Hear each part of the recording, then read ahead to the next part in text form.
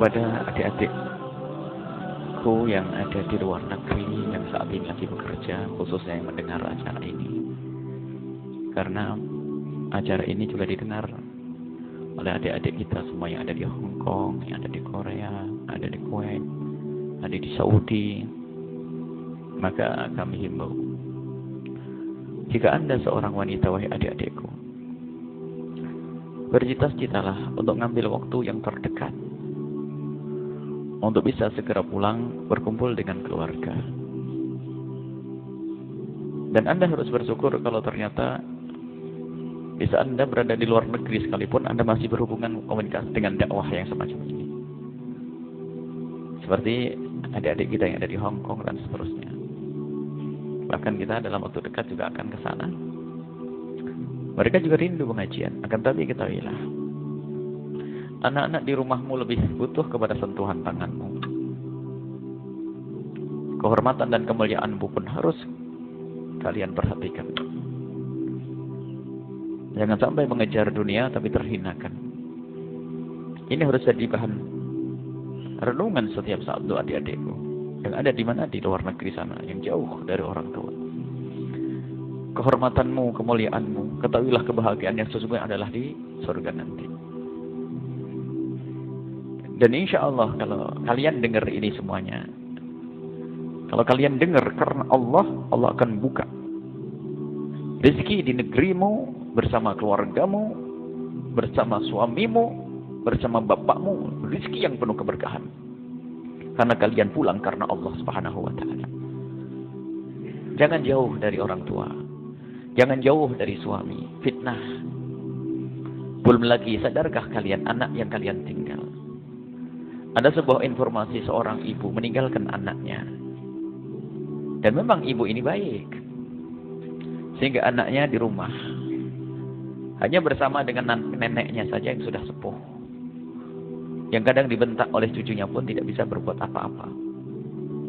Sang cucu diberi terus uang dan uang dan uang.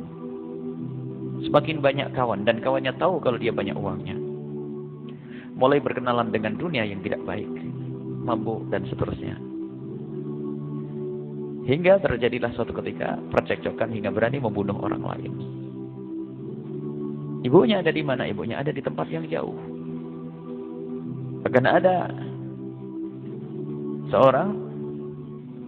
seorang anak karena biasa dimanja oleh ibunya dengan pemberian kayak begitu dari luar negeri. Giliran bapaknya dan ibunya pulang, kan pengaturan ekonominya kan semakin, kalau dulu kan hanya diberi karena mungkin faktor kangen, faktor sayang, faktor rasa meninggalkan anak, jadi duit diberel-berel begitu saja. Tapi giliran ibunya pulang mulai diatur itu mesti mulai protes karena sang anak tidak punya akhlak, tidak punya pendidikan.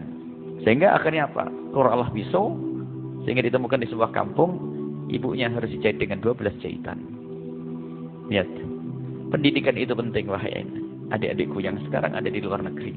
Anak-anakmu ada di mana?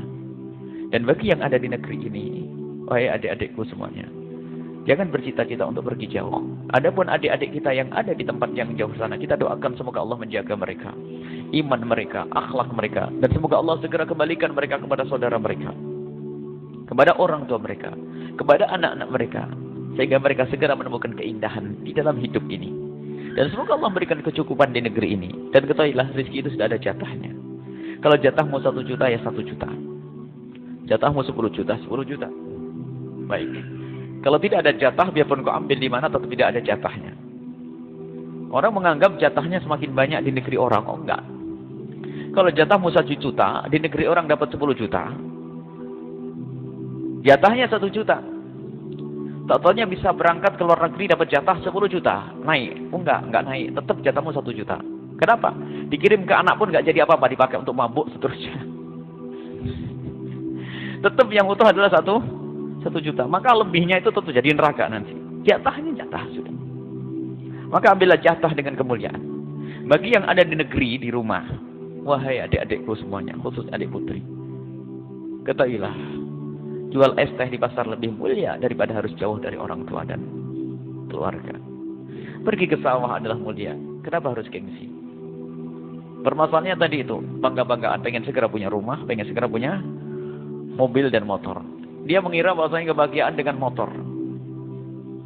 Alangkah banyaknya dan alangkah banyaknya percekcokan keluarga setelah terjadi salah satunya pergi ke luar negeri. Akhirnya seperti itulah, perceraian, permusuhan, pertentangan, dan yang ngadu kepada kami bukan 10-20 orang. Kalau dihitung mungkin ratusan, bingung membuat jadwalnya nanti.